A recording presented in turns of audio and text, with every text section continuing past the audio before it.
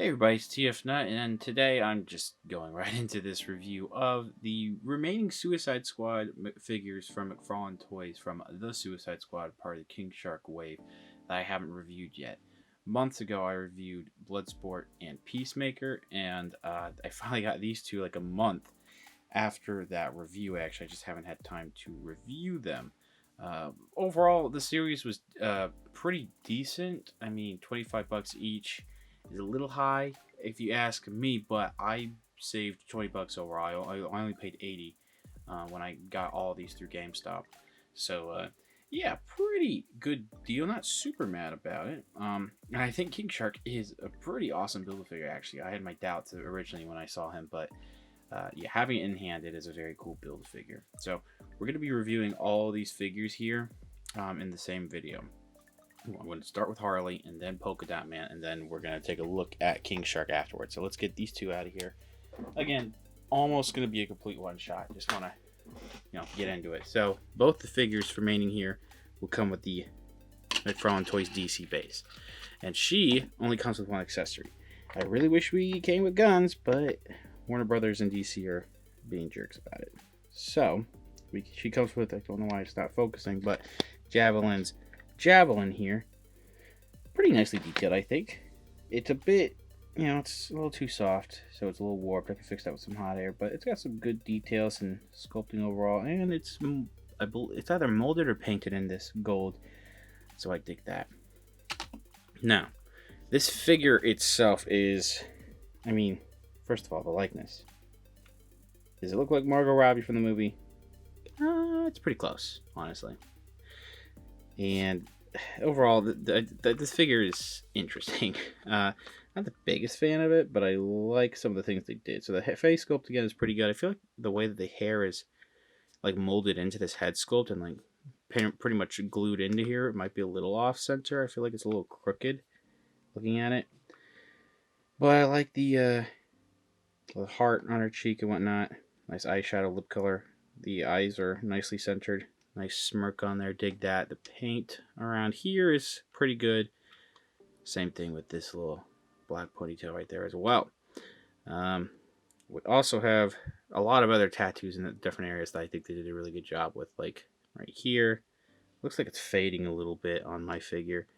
Also around her forearm, up towards her chest, and of course you can see on the back right there. Pretty good stuff. You have this, arm.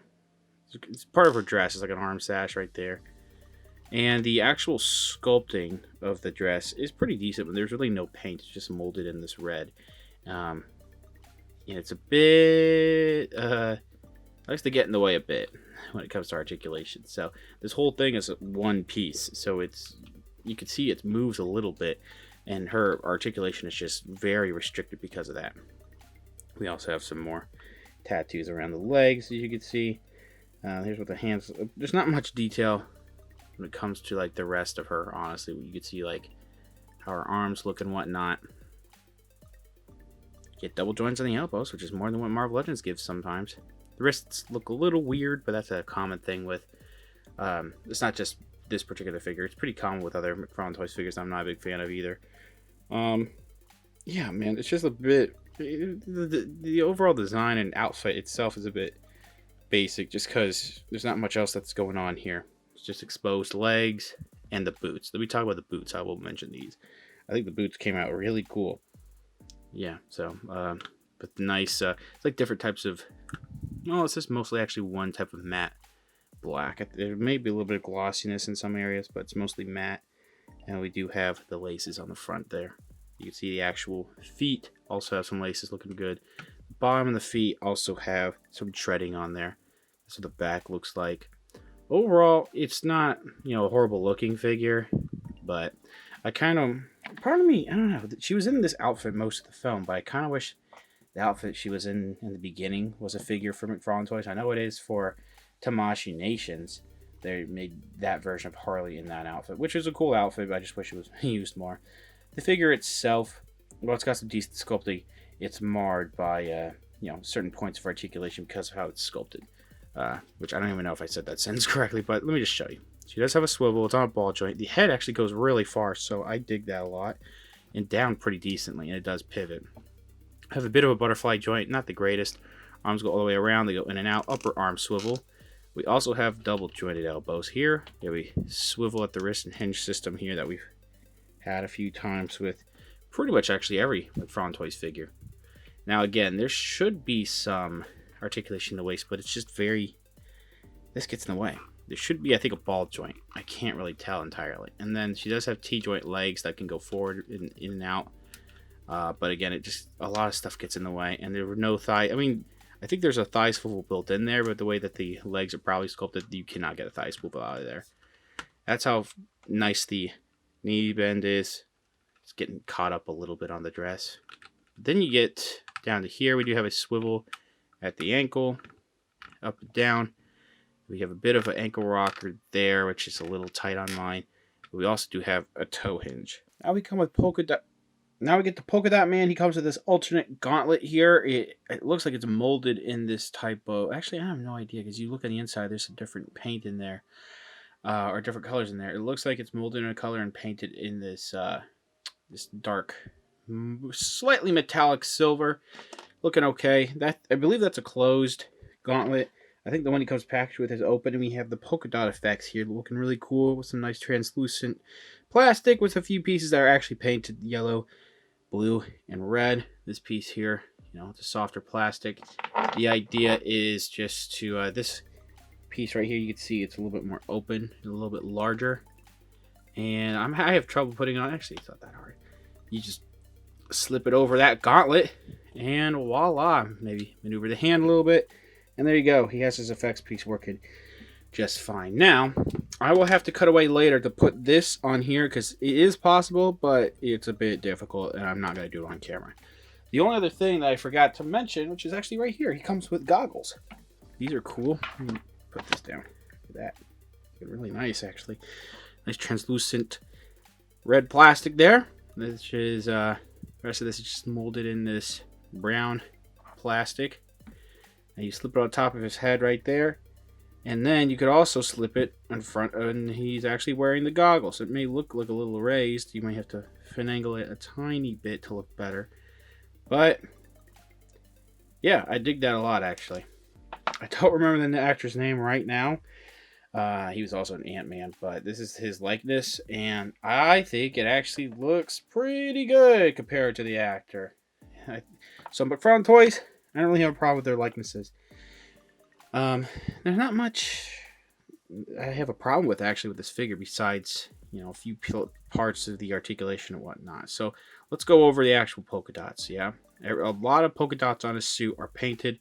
You have green, blue, yellow, and red, kind of like a Twister. Yeah, kind of like Twister. And we do have this, it's mostly molded in this color here for his cap. But there's a little bit of details there. It looks like there's some stuff around the ears there, kind of like the ears can vent or whatever. So that's cool. The overall face sculpt itself is also really nice. The suit itself, I don't think there's much paint going on. Of course, besides the polka dots. So it's a little lackluster. But it would have been difficult, I think, to get some paint detail like a wash in certain areas because of where the polka dots are. I could forgive it a little bit for that. To the arms, lots of wrinkles in certain parts of the suit, as well as you can see parts of the design going on in there. Wrinkles right here on the sides. There's that bigger gauntlet, and then I don't really like how this little peg here, this joint I should say, just doesn't look super natural. But the hand here is pretty nice. It's more of a gripped hand here, I guess, for if you want to have him hold his goggles and whatnot. We do have some silver on the belt there. They can actually paint it pretty nicely. Mostly a brown mold for the belt. This is a softer plastic piece for the crotch area. We do have more of this type of detailing right here for the actual suit. As you can see, there were some wrinkles, some lines going down there. And we get down to the boots, right? The boots are pretty nice. They're this nice light brown boots. I think Harley's boots, are done a little bit better. These are also pretty nice. You see the laces on the shins, on top of the feet. That's the bottom. Right there. So give me a second. I'm going to cut away real quick to put the alternate gauntlet on. Okay, so here it is right here. I actually don't know where I put that other gauntlet now. What the heck? I had to slip it over this hand just because it does not want to.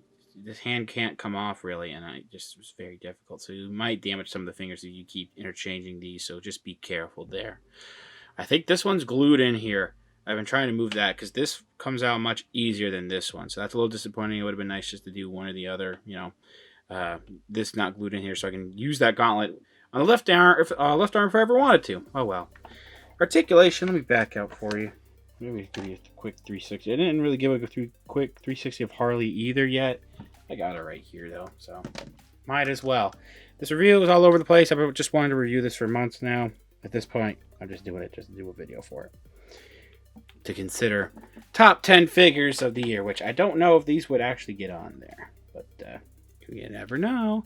Anyway, articulation for the head can go up like that, actually pretty well. Down, not as well as Harley's. Side to side, it can swivel just fine. A little bit of a butterfly joint here. Arms go all the way around. They also go in and out. Upper arm swivel here. Double jointed elbows. We have a swivel and a hinge at the wrist, as you can see, and it can manipulate to go up and down or in and out if you wanted to. Ball joint waist. Forward, back, side to side. This likes to raise up a little bit, this whole shirt piece. Legs can go forward about there. A little bit of a splotch of red right there, I just realized.